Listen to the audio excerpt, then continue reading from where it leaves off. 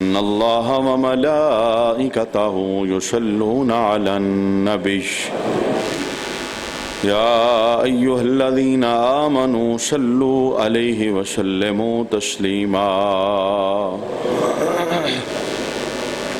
اللهم صل على سيدنا ومولانا محمد وعلى آل سيدنا مولانا محمد وبارک وسلم وصل علیہ الصلاۃ والسلام علیک یا سیدی یا رسول اللہ الصلاۃ والسلام علیک یا سیدی یا حبیب اللہ الصلاۃ والسلام علیک یا سیدی یا شفیع المذنبین وعلى آلك واصحابك يا سيدي يا رحمة للعالمين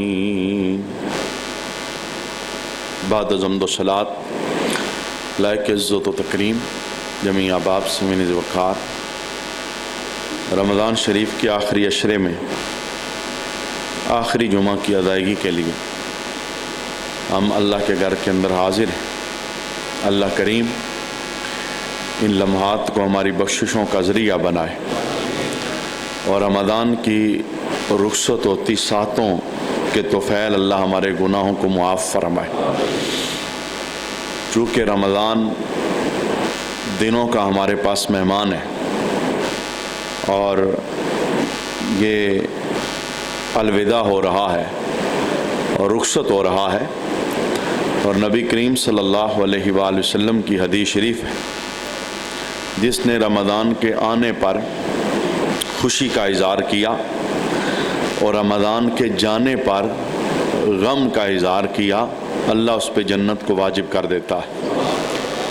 تو ابتدا کے اندر رمضان کی الوداع ہونے کی جو کیفیات ہیں چند اشعار ہم مل کے پڑھیں گے۔ اللہ رمضان کے اندر جو سستی غفلت اور کوتاہی ہوئی ہمیں معاف فرمائے، اور رمضان میں جو عبادات ہوئی اللہ کی شان کے لائق نہیں، اللہ تعالیٰ اپنے فضلوں سے انہیں شرف قبولیت عطا فرمائے۔ مل کے ایک آواز میں یہ رمضان شریف کی الوداعی کے کلمات ادا کیجیے۔ قلب عاشق ہے اب پارا پارا، الوداع الوداع ماہ رمضان، الوداع الوداع ماہ رمضان۔ قلب عاشق ہے اب پارا پارا، الوداع الوداع ماہ رمضان، الوداع الوداع ماہ رمضان۔ کلفت ہجر و فرقت نے مارا، الوداع الوداع ماہ رمضان، الوداع الوداع ماہ۔ مسجدوں میں بہار آ گئی تھی، جوک در جوک آتے نمازی، مسجدوں میں بہار آ گئی تھی، جوک در جوک آتے نمازی، ہو گیا کم نمازوں کا جذبہ، الوداع الوداع ماہ رمضان، الوداع الوداع ماہ بزم افطار سجتی تھی کیسی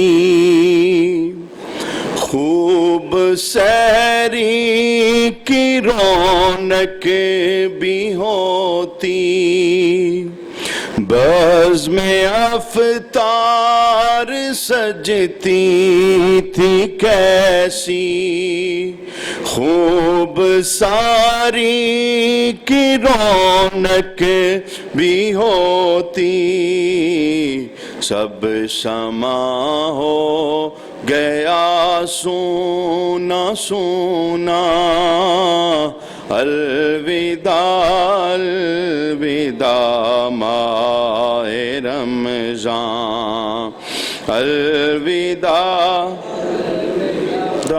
ماہ رمضان تیرے آنے سے دل خوش ہوا تھا اور ذوق عبادت بڑا تھا تیرے آنے سے دل خوش ہوا تھا اور ذوق عبادت بڑا تھا اب دل پیغام کا ہے غلبہ الوداع الوداع ماہ رمضان الوداع الوداع ماہ رمضان تیرا غم سب کو تڑپا رہا ہے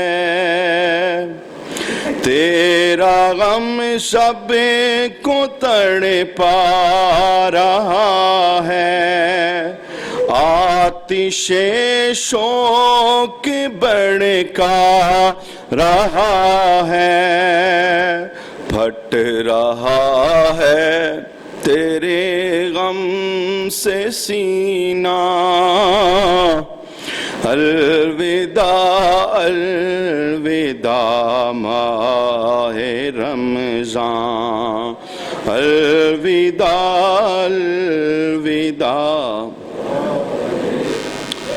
تیرے دیوانے اب رو رہے ہیں مسترب سب کے سب ہو رہے ہیں تیرے دیوانے سب رو رہے ہیں مسترب سب کے سب ہو رہے ہیں ہائے اب وقت رخصت ہے آیا الوداع الوداع ماہ رمضان الوداع الوداع دل کے ٹکڑے ہوئے جا رہے ہیں تیرے عاشق مرے جا رہے ہیں دل کے ٹکڑے ہوئے جا رہے ہیں تیرے عاشق مرے جا رہے ہیں رو رو کہتا ہے ہر ایک بیچارہ الوداع الوداع ماہ رمضان الوداع الوداع ماہ رمضان تم پہ لاکھوں سلام ماہ رمضان تم پہ لاکھوں سلام ماہ رمضان، تم پہ لاکھوں سلام ماہ غفران،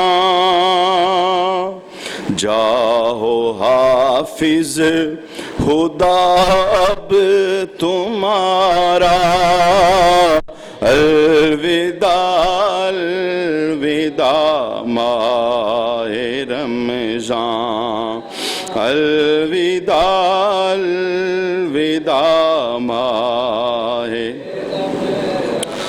کچھ نہ حسن عمل کر سکا ہوں، کچھ نہ حسن عمل کر سکا ہوں، نظر چند عشق میں کر رہا ہوں، بس یہی ہے میرا کل اثاثہ، الوداع الوداع ماہ رمضان، الوداع الوداع،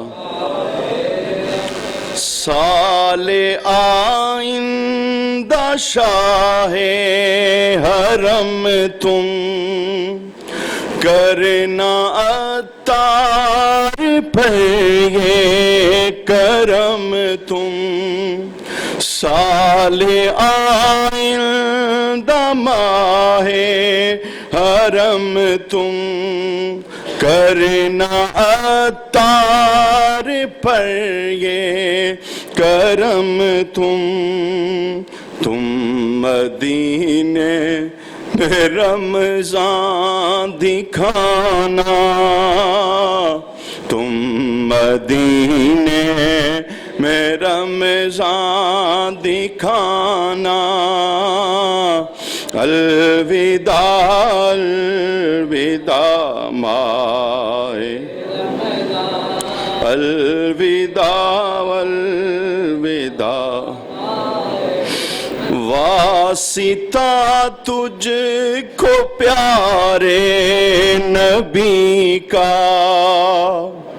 حشر میں ہم کو مت بھول جانا، واسطہ تم کو پیارے نبی کا، حشر میں ہم کو مت بھول جانا، روز معاشر ہمیں بخشوانا،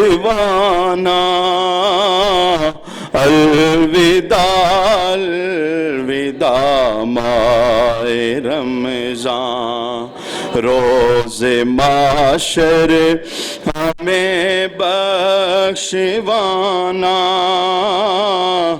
الوداع الوداع، جب گزر جائیں گے ماہ گیارہ، تیری آمد کا پھر شور ہوگا، جب گزر جائیں گے ماہ گیارہ، تیری آمد کا پھر شور ہوگا، کیا میری زندگی کا بھروسہ، الوداع الوداع ماہ رمضان، کیا میری زندگی کا بھروسہ، الوداع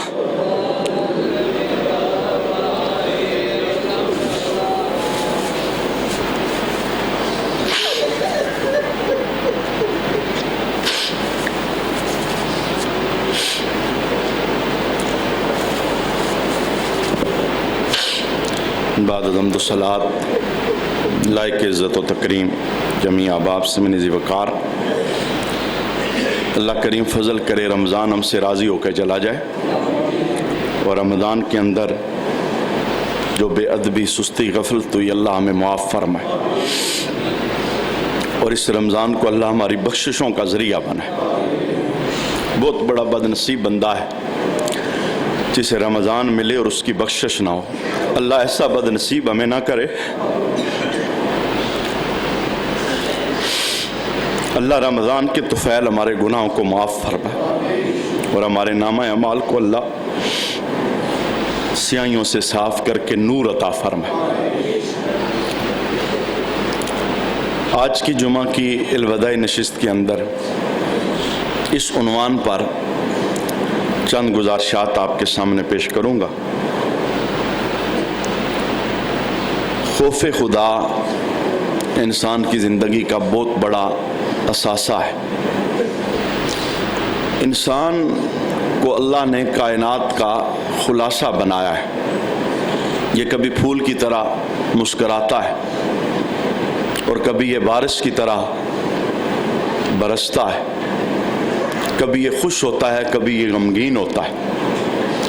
انسان جب روتا ہے تو اس کے رونے کے مختلف محرکات ہوتے ہیں۔ کبھی یہ جسم کے اندر کسی درد کی وجہ سے رو رہا ہوتا ہے، کبھی کسی پیارے کی جدائی پر یہ اشک بہا رہا ہوتا ہے، کبھی کسی آزمائش میں اترتا ہے اور اس آزمائش سے نکلنے کا اس کے لیے کوئی رستہ نظر نہیں آتا تو اس کی آنکھ چھلک پڑتی ہے۔ لیکن انسان کی زندگی کا سب سے قیمتی آنسو وہ ہے جو رب کی خوف کی وجہ سے آنکھ سے نکلے، جو اللہ کی یاد کی وجہ سے اس کی آنکھ سے نکلے۔ میرے محبوب کریم صلی اللہ علیہ وآلہ وسلم کی زندگی کا یہ خاصہ تھا کہ آقا حضور رحمت عالم صلی اللہ علیہ وسلم پر جب خوف خدا طاری ہوتا، عذاب کی حضور بات سنتے، قبر کی بات سنتے، عشر کا تذکرہ سنتے، حساب کتاب کی بات ہوتی، بے گناہ ہونے کے باوجود میرے محبوب کی آنکھیں اشک بار ہو جاتی، اور حضور رحمت عالم کے سینے کے اندر جو دل تھا، صحابہ کہتے یوں دل تڑپا کرتا جیسے آنڈی کو چولہے کے اوپر چڑھایا ہوا ہے، خوف کی وجہ سے۔ اور ایک حکیم نے بڑا خوبصورت جملہ بولا، اس نے کہا بچہ جو چند مہینوں اور چند دنوں کا ہوتا ہے صرف ایک ہنر جانتا ہے، اسے نہیں پتا دودھ کیا چیز ہے، اسے نہیں پتا پانی کیا چیز ہے، اسے نہیں پتا روٹی کیا ہے، وہ صرف ایک ہنر جانتا ہے، صرف ایک، رونا۔ وہ حکیم کہتے ہیں ایک ہنر کے ذریعے بچہ ماں باپ سے اپنی ہر بات منوا لیتا ہے۔ کہتے ہیں میں نے دنیا کی مثال تمہیں اس لیے دی کہ یہ تمہارے گھروں کا معاملہ ہے۔ بچہ روتا ہے، باپ تڑپ جاتا ہے، اور بچہ روتا ہے، ماں رات جاگ کے گزار دیتی ہے۔ کہا اسے ایک ہی ہنر آتا ہے، رونا، اور رو کر وہ ہر چیز منا لیتا ہے۔ وہ حکیم کہتے ہیں اگر یہ ہنر مسلمان کو آ جائے نا، یہ جب روتا ہے تو رب کی رحمت کو جوش آ جاتا ہے، یہ ہر چیز رب سے منا لیتا ہے، معافی مانگ لیتا ہے۔ اور یہ کتنا ضروری ہے، یہ کتنا ضروری ہے۔ ام المومنین اما عائشہ صدیقہ رضی اللہ تعالی عنہا کے دربار میں حضرت عبید بن عمیر حاضر ہوئے۔ کہتے ہیں کہ میں نے عرض کی کہ مومنوں کی ماں، محبوب کریم علیہ السلام کے دن ہمارے سامنے ہوتے ہیں، حضور پورا دن ہمارے ساتھ ہوتے ہیں، ہم ان کا دیدار کرتے ہیں، صحبت سے فیض یاب ہوتے ہیں، پر حضور رات ہمارے پاس نہیں ہوتے، ہمیں سرکار کی راتوں میں سے کسی رات کی خبر دیجیے، ہمیں بتائیے کہ محبوب رات کیسے بسر کرتے۔ یہ ایک پردہ ہوتا ہے، رات کا پردہ، جس میں رب اور بندے کے علاوہ کوئی تیسرا بندہ نہیں جانتا کیا ہو رہا ہے، خلوت کے اندر، تنہائی کے اندر، پردے کے اندر۔ تو اما عائشہ سے سوال ہوا کہ یا رسول اللہ صلی اللہ علیہ وسلم، اما عائشہ حضور رحمت عالم صلی اللہ علیہ وسلم کی ایک رات کی کہانی بیان کرتی ہیں، صرف ایک رات، 63 سالہ زندگی کی صرف ایک رات، اور صرف ایک رات نہیں، ہر رات ہی میرے محبوب کا یہ جلوہ ہوا کرتا۔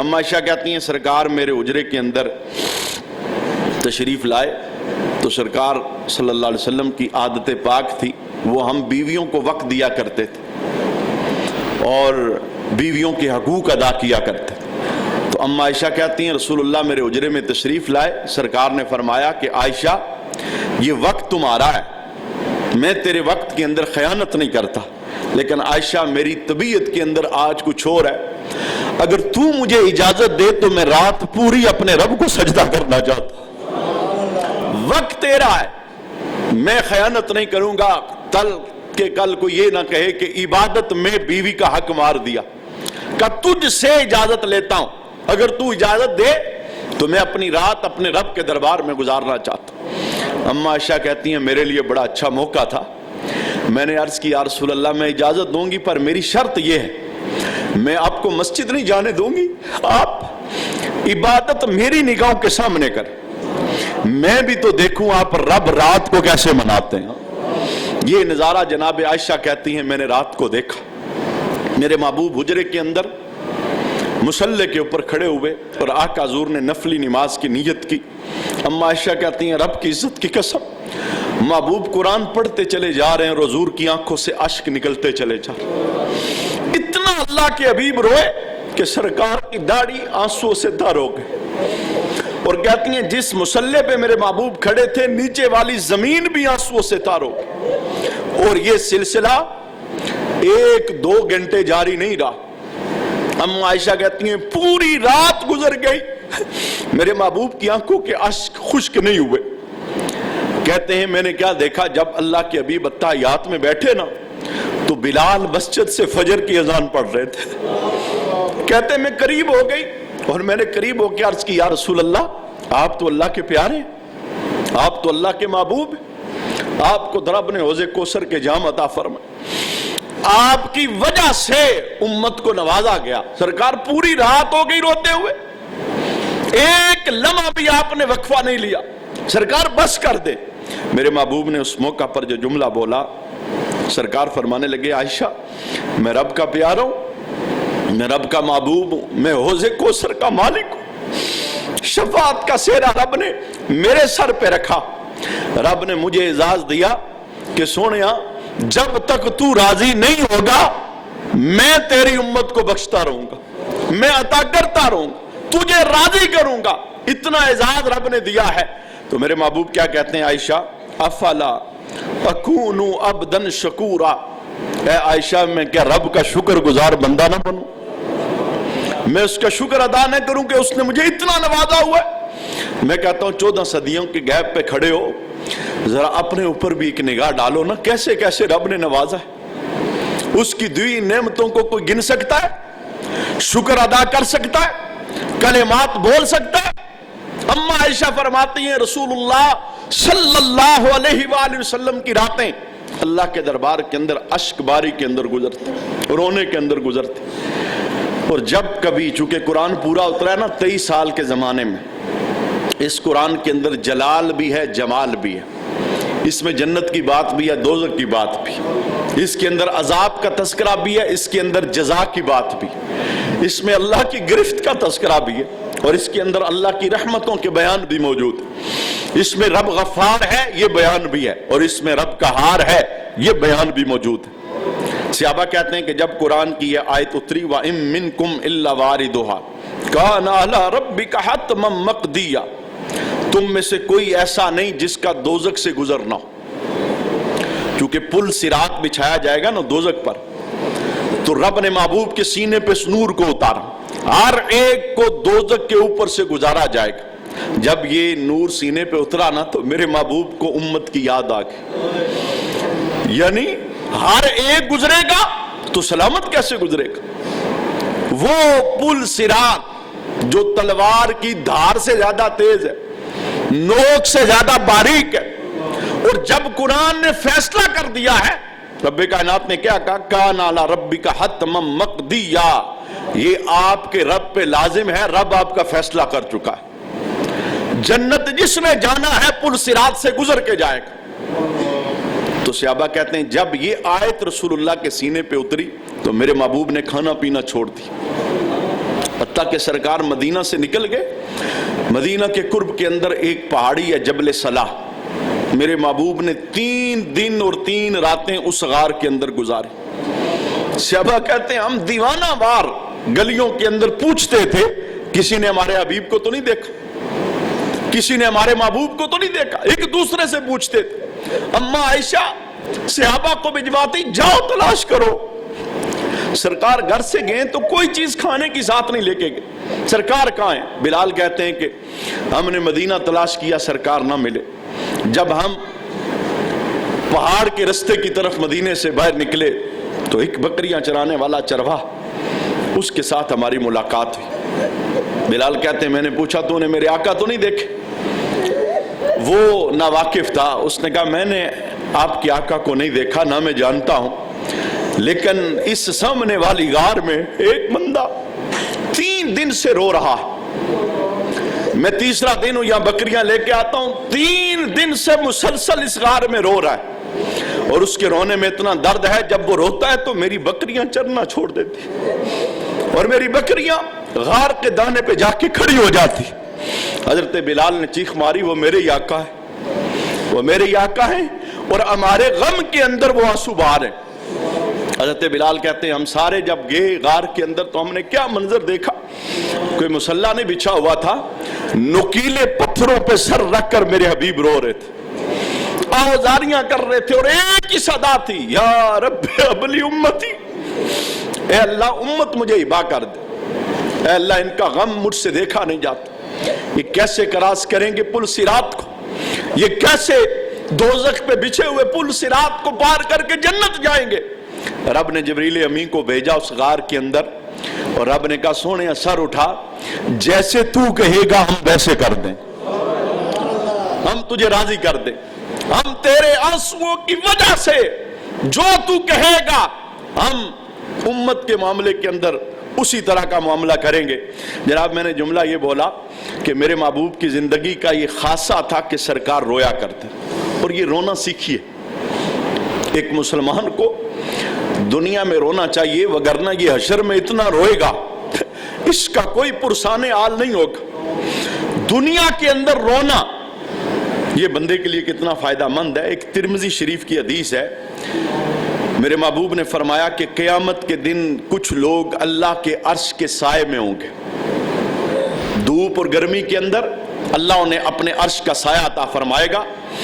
ان 7 بندوں میں سے ایک بندہ اللہ کے حبیب نے بیان فرمایا، رجل ذکر اللہ خالیا او فارغا وفادت عیناہ، فرمایا وہ بندہ جو رات تنہائی کے اندر مصلی بچھا کے بیٹھا اور اس نے اپنے رب کو یاد کیا، رب کو یاد کیا تنہائی کے اندر، اور جب رب کو یاد کیا نا تو رب کے خوف کی وجہ سے اس کی آنکھوں سے اشک جاری ہو گئے۔ فرمایا یہ نکلا ہوا آنسو بزم حشر کے اندر اعزاز کے طور پر رب اس بندے کو عرش کے سائے کے نیچے جگہ عطا فرمائے۔ اور میرے محبوب کریم علیہ السلام کی حدیث کے یہ لفظ ہیں، عبداللہ بن عمر حتیم کے پاس بیٹھے ہوئے تھے، آپ نے صحابہ کرام کے درمیان یہ جملہ بولا، خود سے جملہ نہیں بولا چونکہ محبوب کی تربیت یہ تھی۔ کعبہ شریف کے قرب کے اندر حتیم کے پاس بیٹھ کے عبداللہ بن عمر کہنے لگے، اے میرے صحابہ رویا کرو اللہ کے دربار میں، اور اگر رو نہ سکو تو رونے والی صورت بنا لیا کرو۔ ہمارے دل سخت ہے نا، ان کے اوپر میل جمے ہوئے، یہ ذاتی نقصان پہ روتے ہیں، یہ خوف کی وجہ سے نہیں روتے، انہیں ڈر نہیں لگتا چونکہ ان کے اوپر پردہ ہے، ان پر گناہوں کا میل جم چکا ہے، غلاظت سے بھرے ہوئے۔ تو عبداللہ بن عمر جانتے تھے ہر ایک کو رونا نہیں آئے گا، آپ نے کیا کہا، رب کے دربار میں رویا کرو، رونا نہ آئے تو رونے والی صورت بنا لیا کرو۔ وجہ کیا ہے؟ کہنے لگے لو تعلم العلم لصلی احدکم، کہنے لگے کہ اگر تمہیں قیامت کے دن عذاب کا علم ہو جائے، تم میں سے ہر بندہ اتنی نمازیں پڑھے اس کی کمر دوری ہو جائے، احساس نہیں تمہیں کہ وہاں کیا ہونے والا ہے، مرنے کے بعد کے جو پردے ہیں، برزخی زندگی ہے، اس میں کیا کیا ہے۔ دوسرا جملہ آپ ارشاد فرماتے ہیں، کہتے ہیں وَلَبَكَا حَتَّى يَنْقَطِعَ صَوْتُهُ، فرمایا اگر تمہیں علم ہو جائے نا کہ قیامت کے دن رب نے کس طرح کی سزائیں تیار کر کے رکھی ہیں، تم اتنا رو کہ تمہاری آواز منقطع ہو جائے، روتے روتے تمہاری آواز بند ہو جائے، اگر تمہیں اس بات کا علم ہو جائے کہ رب نے عذاب کتنا تیار کر کے رکھا۔ دنیا کے اندر رہتے ہوئے دیکھیے یہ رمضان کی برکت ہے کہ رمضان دل کی کھیتی کو نرم کر دیتا ہے۔ یہ تقوی والا مہینہ ہے، یہ پرہیزگار والی مہینہ ہے، باطن کی ستھرائی والا مہینہ ہے۔ تو اگر تقوی کے ذریعے دل میں نرمی آئی تو اس نرمی کو برقرار رکھنا ہے ساری زندگی اللہ رب العالمین کے دربار کے اندر۔ میرے محبوب کی ایک اور حدیث ہے، عقبہ بن عامر نے عرض کی یا رسول اللہ مجھے کوئی ایسا وظیفہ بتائیں مجھے دوزخ سے خلاصی مل جائے، بڑا عذاب سخت ہے، بڑی پکڑ ہے، میں تو کمزور بندہ ہوں، دوزخ میں سب سے چھوٹا عذاب جس بندے کو دیا جائے گا اس کے پاؤں کے اندر آگ کی جوتیاں پہنائی جائیں گی، اور وہ کہے گا کہ سب سے بڑھ کے عذاب مجھے ہو رہا ہے۔ اس کا دماغ یوں کھولے گا جیسے ہانڈی کو چولہے پہ رکھو، آگ جلانے کے بعد تو پانی کھولتا ہے، یوں بندے کا دماغ کھولے گا اور بندہ کہے گا سب سے زیادہ عذاب مجھے ہو رہا ہے۔ تو میرے محبوب کریم علیہ السلام کے دربار میں عقبہ بن عامر عرض کرتے ہیں یا رسول اللہ مجھے کوئی وظیفہ بتائیں میں دوزخ سے آزاد ہو جاؤں۔ تو اللہ کے حبیب نے 3 وظیفے بتائے۔ پہلا وظیفہ کیا تھا؟ فرمایا امسک علیکا لسانکا، فرمایا اپنی زبان اپنے قابو میں رکھ دے، رب تجھے دوزخ سے آزاد فرما دے۔ زبان کنٹرول میں رکھ، زبان سے ہونے والے گناہوں سے اپنے آپ کو محفوظ رکھ۔ اور دوسرا جملہ وَلْيَسَعْكَ بَيْتُكَ، فرمایا تمہارا گھر تمہارے لیے وسیع ہو جائے، گھر سے باہر نہ نکل، فالتو میل جول چھوڑ دے، محفلیں چھوڑ دے اور چوکوں چراؤں کے اندر بیٹھنا چھوڑ دے۔ جتنی یاریاں زیادہ ہیں اتنی فسادات اور خباثتیں زیادہ ہیں، گناہوں کی بھرمار ہوگی۔ فرمایا تیرا گھر تجھ پہ وسیع ہو جائے، کٹ کے دنیا سے اپنے رب العالمین کے ساتھ یاری لگا لے، اللہ تجھے دوزخ سے آزاد کر دے گا۔ اور تیسرا جملہ آپ نے ارشاد فرمایا وَأَبْكِي عَلَىٰ خَطِيئَتِكِ وَأَبْكِي عَلَىٰ خَطِيئَتِكَ، فرمایا ایسا کر اپنی خطاؤں کو یاد کر کے رو لیا کر، رب تجھے دوزخ سے آزاد فرما دے۔ گناہ یاد کرنا یہ بھی رب کی بہت بڑی رحمت ہے، یہ احساس پیدا کرنا مجھ سے غلطی ہوئی ہے، مجھ سے جرم ہوا ہے، مجھ سے رب العالمین کے حکم ٹوٹے، فرمایا یہ یاد کر کے آنکھ سے آنسو نکل آئے، فرمایا یہ بہت بڑا اللہ رب العالمین کا بندے کے اوپر کرم ہوتا ہے۔ بلکہ میرے محبوب کا دربار سجا ہوا تھا، سرکار نے خوف خدا کا تذکرہ کیا تو حضور کی اپنی آنکھوں سے آنسو جاری ہوئے، اور یہ انسان کے دل کے اندر رب نے نرمی رکھی ہے، یہ جب کسی کو روتا دیکھتا ہے تو اس کی آنکھ خود بھی اشک بار ہو جاتی۔ جب صحابہ نے محبوب کو روتا دیکھا تو صحابہ بھی رونے لگے، تو ایک بندہ ممبر کے بالکل قریب رو رہا تھا، تو اللہ کے حبیب نے دعا کے بعد جو جملہ بولا کیا تھا؟ فرمایا اے رونے والے تیرے آنسو میرے رب کے دربار میں اتنے مقبول ہیں، آج اگر تیرے پاس دنیا بھر کے گناہگار اکٹھے ہوتے تو تیرے آنسوؤں کی وجہ سے سب کے گناہ اللہ معاف فرما دیتا۔ یعنی اللہ آنسوؤں کی لاج رکھتا ہے۔ اور کس انداز میں؟ میرے محبوب کریم علیہ السلام نے ارشاد فرمایا، آقا حضور کا یہ فرمان ترمذی شریف کے اندر موجود ہے، آقا حضور رحمت عالم صلی اللہ علیہ وسلم دعا مانگ رہے تھے اور کہہ رہے تھے اللہم شفع البکائین فی من لم یبکی، اے اللہ رونے والوں کی سفارش ان کے حق میں قبول فرما جنہیں رونا نہیں آتا۔ یعنی یہ آنسوؤں کا نکلنا یہ رب کی بہت بڑی رحمت ہوتی۔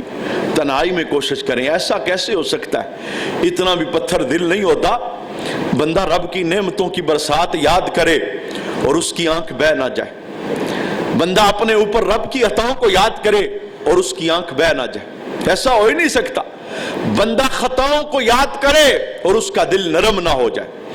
تو تنہائی کے اندر رونا اور گناہوں کو یاد کر کے رونا، خوف خدا سے رونا، یہ انسان کی زندگی کے نامہ اعمال کو صاف ستھرا کر دیتا ہے۔ حضرت ابو ہریرہ رضی اللہ تعالیٰ عنہ بیان کرتے ہیں، حضور رحمت عالم صلی اللہ علیہ وسلم نے فرمایا کہ اللہ تعالیٰ فرماتا ہے، حدیث قدسی ہے، کہ مجھے اپنی عزت کی قسم میں اپنے بندے پہ 2 خوف جمع نہیں کروں گا، نہ 2 خوشیاں جمع کروں گا اور نہ 2 خوف جمع کروں گا۔ یعنی ایسا نہیں ہوگا کہ میرا بندہ دنیا کے اندر خوش رہے، یعنی میری ذات سے کٹ کے رہے، من مانی کی زندگی بسر کرتا رہے، اور آخرت میں بھی میں اسے خوش ہی رکھوں۔ فرمایا ایسا نہیں ہوگا۔ اور ایسا بھی نہیں ہوگا کہ میرا بندہ دنیا کے اندر غمگین رہے، میرا خوف رکھے، اشک بہاتا رہے، مجھے یاد کرتا رہے، اور جب آخرت میں آئے تو میں پھر اسے غم میں ڈالوں۔ فرمایا نہیں، جو دنیا میں خوف رکھ کر میرے پاس آئے گا، آخرت کے اندر میں اسے جنت اور اپنے دیدار کی خوشی عطا فرماؤں۔ 2 خوف کسی کو دامنگیر نہیں ہوں گے، یا دنیا کے اندر خوف رکھ لو یا پھر آخرت کے خوف کے لیے تیار ہو جاؤ۔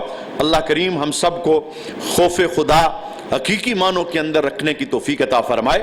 میرے محبوب کریم علیہ السلام کی حدیث کا جو آخری جملہ ہے ہم سماعت کرنا چاہتے ہیں۔ اللہ کے حبیب نے ارشاد فرمایا، یا ایھا الناس ابکو، اے لوگو رویا کرو۔ رمضان کے چند دن باقی ہیں، میں کہوں گا مصلی بچھائیے گھر کے اندر، تنہائی کے اندر۔ ہو سکتا ہے پہلا عشرہ بھی سستی میں گیا ہو، دوسرا بھی سستی میں گیا ہو، اب تیسرا عشرہ بھی آہستہ آہستہ جدا کی طرف جا رہا ہے۔ اور ذرا اپنے محلے کے اندر نگاہ ڈالو نا، کتنے ایسے تھے گزشتہ رمضان ہمارے ساتھ تھے، اور ہمارا بھی یہی ہے، ہم میں سے کون کون اگلا رمضان پائے گا کسی کو نہیں پتا۔ ہم میں سے کس کی موت کا فیصلہ ہو چکا ہے یہ رب جانتا ہے۔ ہو سکتا ہے یہ رمضان ہماری زندگی کا آخری رمضان ہو۔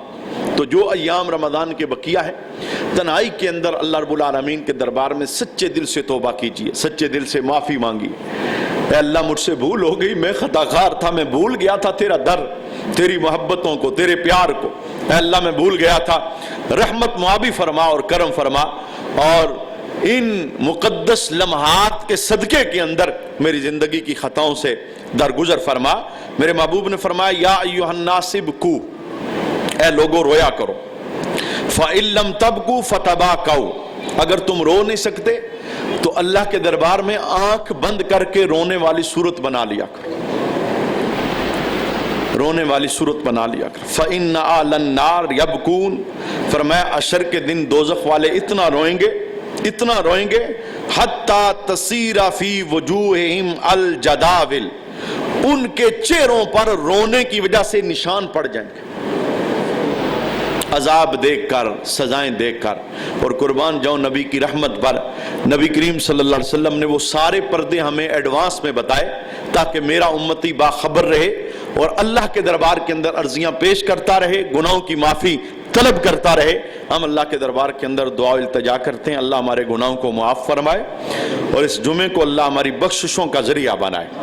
2 باتیں اعلان کے طور پہ سماعت کر لیں۔ سب سے پہلی بات یہ، رمضان یہ جو آخری جمعہ ہوتا ہے، جمعۃ الوداع، سوشل میڈیا پر ایک حدیث وائرل ہے نبی کریم صلی اللہ علیہ وسلم کے ساتھ منسوب کر کے، وہ حدیث ہے ہی نہیں۔ سمجھانے کے لیے میں کہہ رہا ہوں، چونکہ حدیث بنا کے پیش کی گئی، حدیث ہے ہی نہیں کہ آقا حضور نے ارشاد فرمایا کہ رمضان کے آخری جمعے میں 4 رکعت نماز جو پڑھتا ہے ایک سلام کے ساتھ، بیچ میں یہ صورتیں پڑھتا ہے، تو 700 سال کی نمازیں بھی قضا ہوں تو نمازیں معاف ہو جاتی ہیں۔ اس طرح کی کوئی حدیث موجود نہیں ہے، اسے لوگوں نے قضا عمری کا نام دیا ہوا ہے، کیونکہ آج صبح سے کل سے کتنے لوگوں نے فون کے ذریعے پوچھا کہ قضا عمری ہم نے کیسے پڑھنی ہے۔ قضا عمری کا یہ معنی نہیں، قضا عمری کا معنی یہ ہے کہ سچے دل سے اللہ سے معافی مانگی جائے کہ اے اللہ اگر میں پہلے بے نمازی تھا، میں توبہ کرتا ہوں، اب میں 5 وقتہ نماز ادا کروں گا، اور جو نمازیں مجھ سے قضا ہوئیں میں ایک ایک کر کے دوبارہ لوٹاؤں گا۔ ایسے ہو ہی نہیں سکتا کہ بندے کی 30 سال کی نمازیں اور ایک نماز پڑھے تو ساری معاف ہو جائیں، اس طرح کا شریعت کے اندر، حدیث کے اندر کوئی عنوان موجود نہیں. یہ خالص جھوٹ ہے جو اللہ کے حبیب کی طرف منسوب کیا گیا ہے، اور جمعۃ الوداع کے ساتھ اسے جوڑا گیا ہے، اور دڑا دڑ لوگ اسے آگے شیئر کرتے ہیں اور سمجھتے ہیں کہ آج جمعۃ الوداع ہے، بس قضا عمری پڑھیں گے تو بیڑا پار ہو جائے گا. جناب، توبہ کے لیے دروازہ کھلا ہوا ہے. سچی توبہ کی جا سکتی ہے کہ اے اللہ اگر میری نمازیں رہ گئی، اب میں آنا چاہتا ہوں. تو رب نے کب کہا کہ تیرے آنے کو میں قبول نہیں کروں گا؟ رب تو کہتا ہے میرے بندے، آخری سانس سے پہلے بھی اگر تجھے خیال آ جائے گا نا تو پلٹ کے آئے گا، میں تیری توبہ کو قبول فرما لوں. تو اللہ کے دربار میں سچی توبہ کیجئے، اور جو خطائیں ہو گئی ان کا ازالہ کیجئے. نمازیں قضا ہیں تو پھر ہر نماز کے ساتھ ایک قضا نماز کو لٹانے کا عہد کیجئے. اور امام اہل سنت ارشاد فرماتے ہیں کہ اگر یوں بندے نے پکا ارادہ کر لیا، یعنی ہر قضا نماز جو میری رہ گئی میں اسے لٹاؤں گا ہر نماز کے ساتھ، اس نے یہ کام شروع کیا، ابھی چند دن ہی گزرے تھے اس کی موت آ گئی. کہا اللہ سے امید ہے کہ اللہ اسے معاف کرے گا. وجہ کیا ہے؟ سچی نیت کی وجہ سے. اللہ تو جانتا ہے نا کہ میرا بندہ مخلص تھا، آنا چاہتا تھا، معافی مانگنا چاہتا تھا، لیکن یہ عہد کو وفا نہیں کر سکا چونکہ عمر نے ساتھ نہیں دیا، تو اللہ اسے معاف فرما دے گا. دوسرا اعلان یہ ہے، یہ آج کل گندم کا سیزن ہے. دیکھیے اللہ نے جو ہمیں نعمتیں دی ہیں، ان نعمتوں کا حساب ہے. ثم لتسألن یومئذ عن النعیم، قیامت کے دن ہر نعمت کے متعلق تم سے پوچھا جائے. رزق کی بہت بڑی بے حرمتی ہو رہی ہے، بہت بڑی بے قدری ہو رہی ہے. اگر اللہ کریم نے آپ کو گندم سے نوازا ہے، میرا پہلا سوال یہ ہے، زمین رب نے دی ہے، آپ اسے سنبھال نہیں سکتے. آپ ایک تو آدھی گندم اٹھاتے ہیں، آدھی بیج میں چھوڑتے ہیں، جو چھوڑتے ہیں اسے پھر آگ لگا دیتے ہیں. مجھے بتائیں یہ مالک کیسے برداشت کرے گا؟ رزق کو آپ آگ لگا رہے ہیں. اور یہ جو زمین کے اندر گندم رہتی ہے، یہ پتہ ہے کس کے لیے ہے؟ میرے محبوب نے فرمایا کہ رب کی مخلوق خالی تم تو نہیں ہے نا، 18,000 رب نے مخلوقات پیدا فرمائی. وہ کیڑی جو زمین میں چلتی ہے نا، اس کے رزق کا اہتمام بھی رب کے ہاں ہے. وہ جو چڑیا اپنے بچوں کو گھونسلے میں جا کے دانہ ڈالتی ہے، اس کے رزق کا اہتمام بھی رب العالمین نے کیا ہے. تو زمین کے اندر جو دانے بقیہ رہ جاتے ہیں، یہ اس مخلوق کے لیے ہوتے ہیں. اور میرے محبوب کی حدیث کا خلاصہ ہے، فرمایا یہ مخلوق جتنے وہ دانے کھاتی ہے، مالک کو اللہ صدقے کا ثواب عطا فرماتا ہے. اور مجھے بتاؤ اگر ہم کھیت میں آگ لگا دیں گے وہ تو بچے گا کچھ نہیں. ایک تو نعمت کی ناشکری ہوئی کہ ہم نے رزق کو جلایا. آپ کہیں گے نہیں نہیں، رزق تو ہم نے پہلے لے لیا تھا، دانے نکال لیے تھے، وہ جو پیچھے بچا آپ نے سارے نکالے تھے. کچھ نہ کچھ تو جلے ہیں نا. وہ جو جلے ہیں یہ رب کی بڑی ناشکری ہے.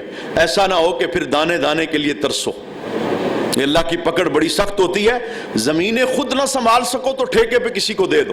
بھئی ہم ایسے ہیں کہ ہم سے محنت نہیں ہوتی، ہم نہیں سنبھال سکتے، کسی کو ٹھیکے پہ دو، وہ خود محنت کرے گا.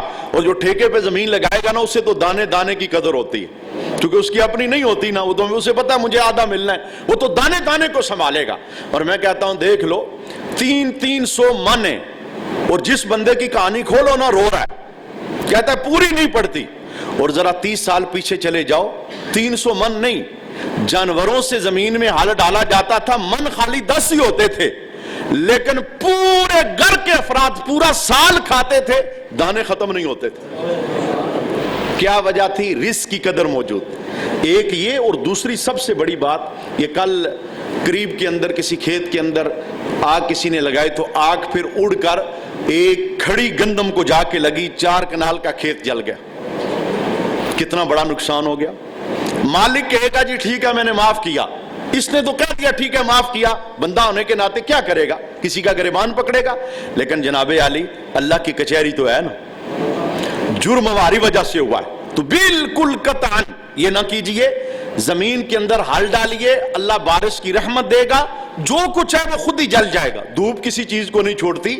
آپ آگ لگا کر مجرم نہ بنے، یہ میری سب سے گزارش ہے. جو کھیتوں والے ہیں اپنی زمینوں کے اندر آگ نہ لگائیں. جب آپ فارغ ہو جائیں تھوڑا سا انتظار کر لیں، تھوڑا سا انتظار کر لیں. وہ جو دانے ہیں پرندے اٹھا کے لے جائیں، اور ارد گرد جو فصلیں کھڑی ہیں وہ لوگ فصلیں کاٹ کے فارغ ہو جائیں.